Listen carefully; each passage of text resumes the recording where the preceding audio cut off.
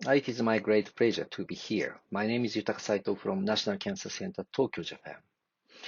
Today's my topic is large colon polyps, EMR, underwater EMR, or ESD.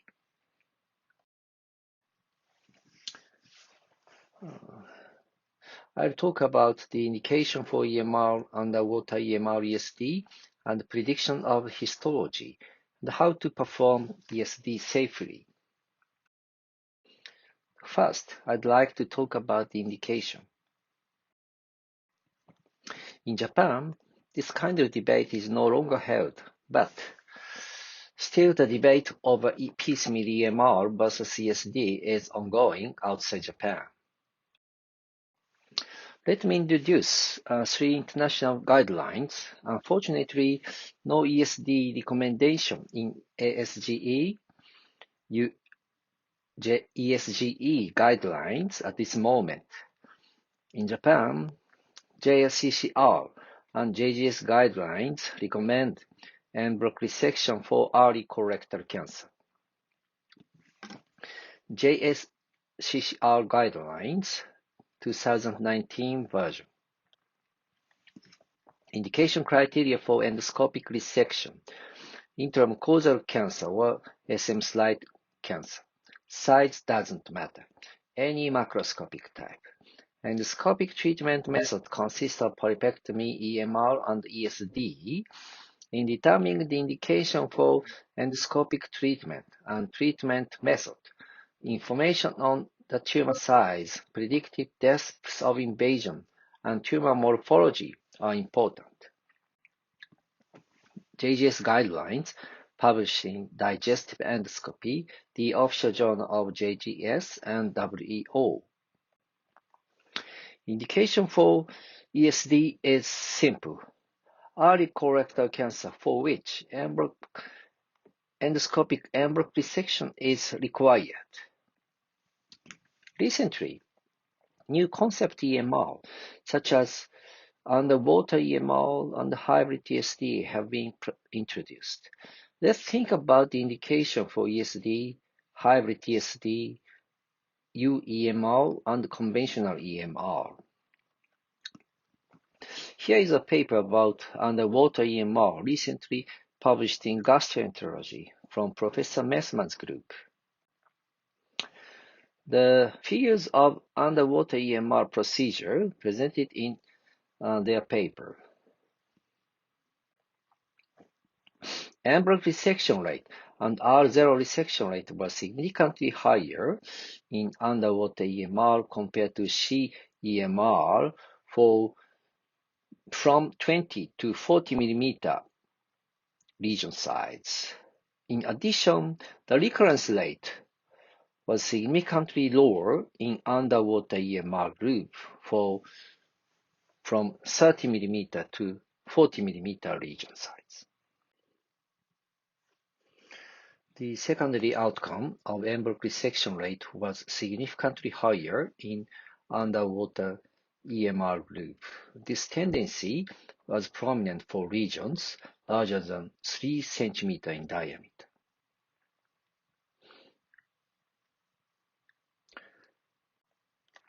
As for the primary outcome of recurrence rate, there was no statistical difference between two groups.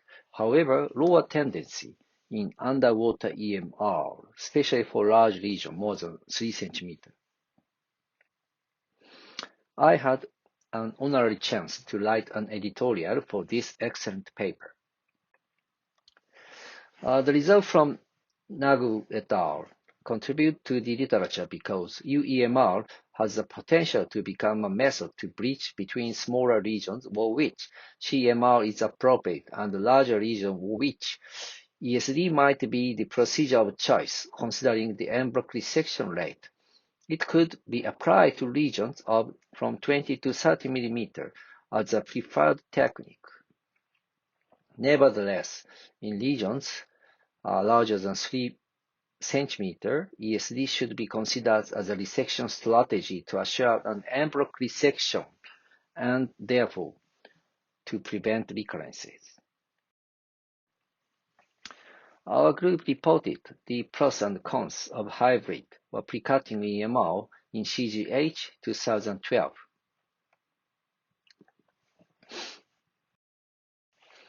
Based on the en bloc resection rate, we believe that the limit of pre-cutting EMR is up to 30 mm in diameter.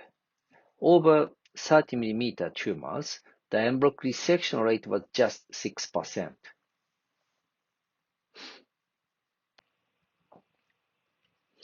Now indication. For ESD, no size limitation, but the region should be non-invasive pit pattern. Hybrid ESD could be from 30 mm up to 35 mm in diameter. Underwater EMR, the tumor size limitation could be 30 mm, and conventional EMR could be up to 20 mm in diameter. Now the second topic is prediction of histology. We have introduced JNET classification, that is magnified NBI classification, and now the unified and standards classification. But as shown, magnified NBI with JNET type 2B, we need to perform the pit pattern diagnosis in addition for the accurate cancer depth diagnosis. As shown, the pit pattern was superior to magnified NBI for the cancer depth invasion. Pit pattern was superior to magnified NBI for depth diagnosis. Finally, I'd like to talk about how to perform ESD safely. This is our published paper in expert review of medical devices. Figure B was the data at National Cancer Center between EMR and ESD. As shown, the perforation rate was higher in ESD group compared to EMR in smaller tumor size, but it becomes similar when the tumor size become more than 3 cm in diameter. So we could understand if we try to do en bloc resection with EMR for tumors more than 3 cm, the perforation risk could become larger. I was given the opportunity to write about ESD for gastroenterology. And this is how to perform colorectal ESD safely using bipolar needle knife and IT knife nano. And this figure explains how to use IT knife nano in colorectal ESD safely and effectively. This is a circumferential LST granular type, nodular mixed type. In this, the large nodule, the JNET type 2B with irregular vessel and irregular surface pattern suggesting high-grade cancer. But after nuclear dye spray and crystal biopsy staining, the pit pattern was non-invasive, so good indication for ESD.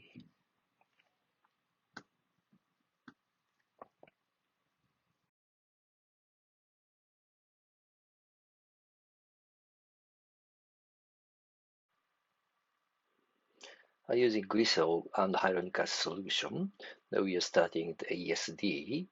Using the short type SD food, the good traction for the resected specimen, and we could visualize the cutting line directly. We could dissect just above the muscle layer using the bipolar needle knife.